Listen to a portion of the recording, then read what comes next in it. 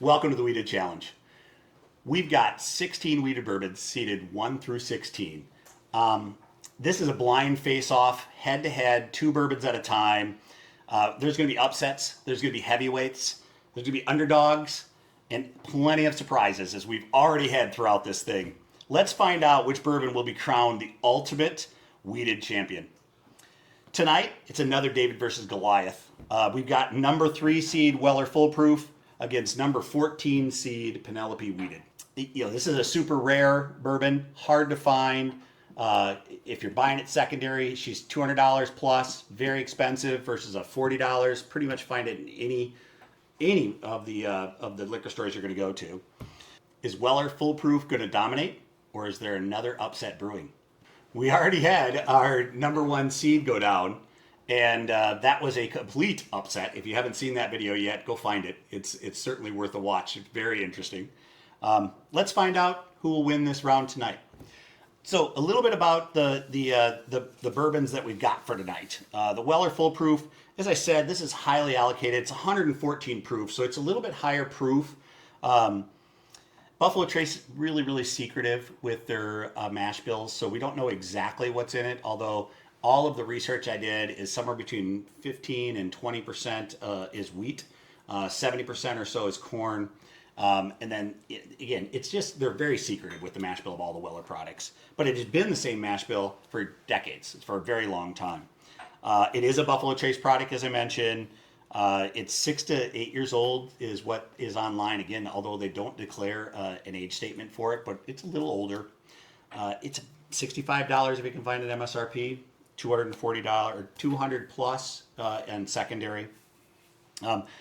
The Penelope, on the other hand, this is a $40 bourbon, as I mentioned, 95 proof. So we got a pretty big proof difference between these two, 95 versus 114.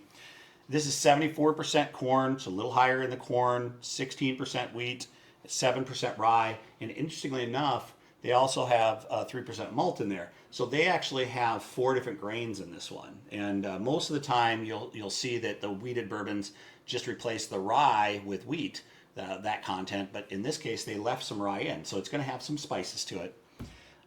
4 to 6 years old is what they claim, although, again, they don't have an age statement on it. I'm excited for this. I think this is going to be a lot of fun. So I'm going to put the bracket up for you right now. Let you take a gander at that. So as you can see, we're in the second quadrant of that bracket right now. And, we'll see if this one's as volatile as the first quadrant. I'm going to bring the rest of the guys in, and then we'll introduce everybody. I've got everybody in the frame with me now, and these are all members of the ZBar Bourbon Club. So I'm going to let them introduce themselves quickly for you, and then we'll talk about what we're going to do. Go ahead, Zach. I'm Zach. Once again, I'm the son. And you can say whatever you want. Go ahead, Mark. I can say whatever I want. You can say whatever you want. Well, I'm Mark, and I'm an old friend of the ZBar. Yeah, you are an old friend. You've been a member for a long time. I'm old, and I've been around a while. So. Yes, you have. Go ahead, Steve. I'm Steve. I'm a big fan, but a relative bourbon novice. All right. I'm Tom, golf buddy, next door neighbor, all that good stuff. So. Yeah. Steph has taken the time to pour Weller Full Proof into one of the glasses and Penelope Wheated into the other. And our mission is to try to figure out which one we like best tonight. So let's go ahead and let's grab the first one. Let's start with the one on the right. Just grab it and let's smell it, guys. See what we think.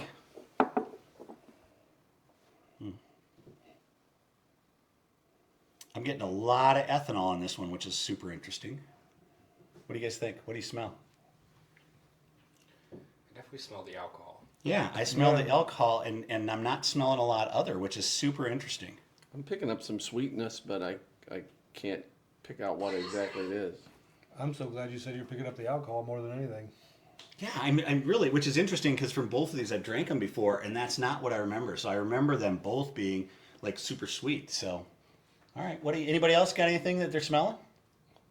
No, just alcohol. That's interesting, isn't it? So from two bourbons, that we're just getting a lot of alcohol.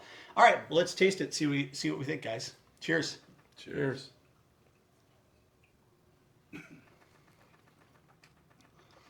It's definitely hot. Yeah, it's definitely hot. Really Ooh, hot. once it mellows out, though, you do start to get some stuff on the mid palate in the back. So I'm certainly Yeah. getting some toffees and dark cherries and those type of things on the back. I'm not getting that normal like heavy caramel thing. I'm getting some of those other flavors, which is interesting. Yeah, spicy. You got some spices maybe. Yeah. Okay. Oh, like my second drink, I'm picking up pepper. Ooh, interesting. I'm starting to get some of the pepper taste. Okay. I taste that too. Well, that's interesting. That could be. So what causes that? A lot of times rye. So right. So remember I said one of these has rye in it. So maybe yeah. maybe that's what we're picking up on. It's got a little vanilla to it. All right. So you got a little vanilla taste. Yeah. All right. All right. Well, let's move on. Let's go to the next one. Let's see what we think of the next one. Let's smell that one. This one's got a much more pleasant smell to it. I think I'm picking up some of the caramel this time. I am too. I've certainly got some of that. I've got some caramel in it. This has got much more traditional notes to it, is what I'm thinking. But again, I'm not getting just a ton. My nose is off tonight, so I'm not getting a ton of aroma from them. But it's not quite as alcoholic as the other one smells, which is interesting. Yeah. And it may Yeah. just be the proof difference. Yeah, I it mean, could there's be. a 20 proof difference. There is. It's a big difference. All right, well, let's dive in. Let's give it a taste. Again, cheers, guys. Cheers. Cheers. Oh, that's got a much more a pleasant taste to it. It's very smooth. Very smooth. Very, very good. Yeah, that doesn't. It's got a little bit of hug, but it doesn't. The other one kind of hugged you pretty hard. A little cherry. Nice. Yeah, I am interestingly, I'm not picking up the normal notes that I get in Weller. So that's what from either glass. So either glass is not giving me those normal Weller notes that I'm used to. I think that now that, which is super interesting, this one's drinking a little hotter than this one, which would tell me, well, okay, proof wise, that's where I'm going to go. What do you think, Mark? You're quiet. I think this is the Weller. You think that's the Weller, the second one on the left? Okay. Well, it's number one. That doesn't mean anything. I know, but that mash, I think this the is a Wheated mash difference. bill is similar.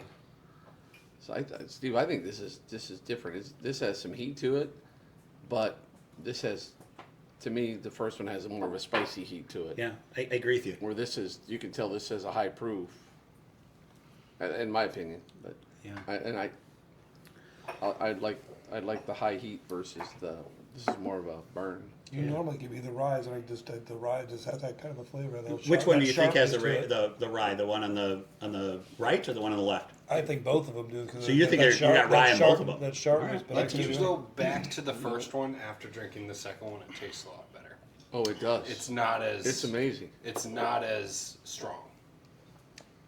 See, that It's first not going as- back to the first one. really good. Going back to the first Yeah, one. try the first one now. They're both good. They are both good.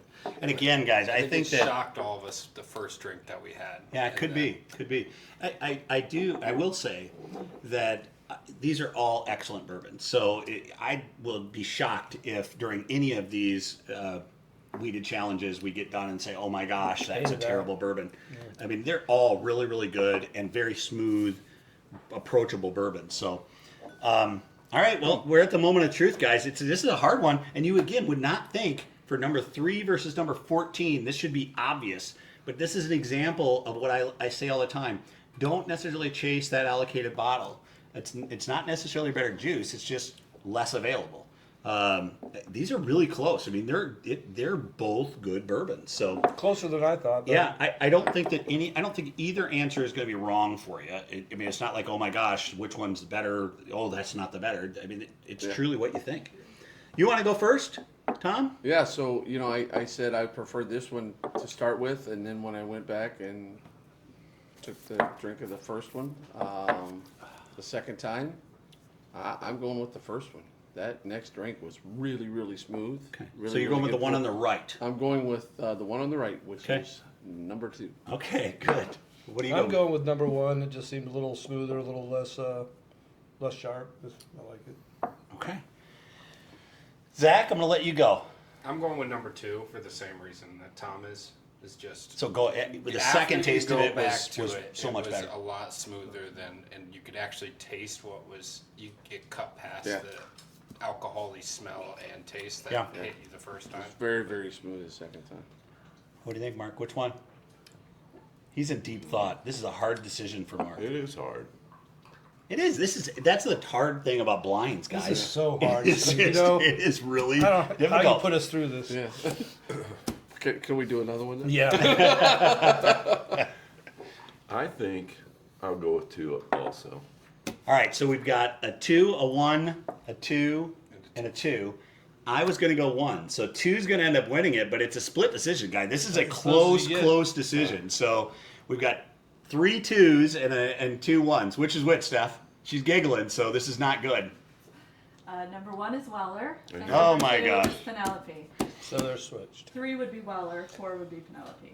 Oh my Those gosh. that have 3 So who ended up winning? Weller, or no, Penelope. Penelope won. We had another upset. What in the heck? This is crazy, guys. 14 takes out 3. So 14 takes out 3. We have it. It has been upset central in our bracket all the way through. I'm going to go ahead and put the bracket up for you so you can get a chance to see where we're at right now. This has been a lot of fun, but a complete surprise. And if anything, again, a validation of just how good the bourbon market is right now. There are so many good quality bourbons out there, especially in the wheated category.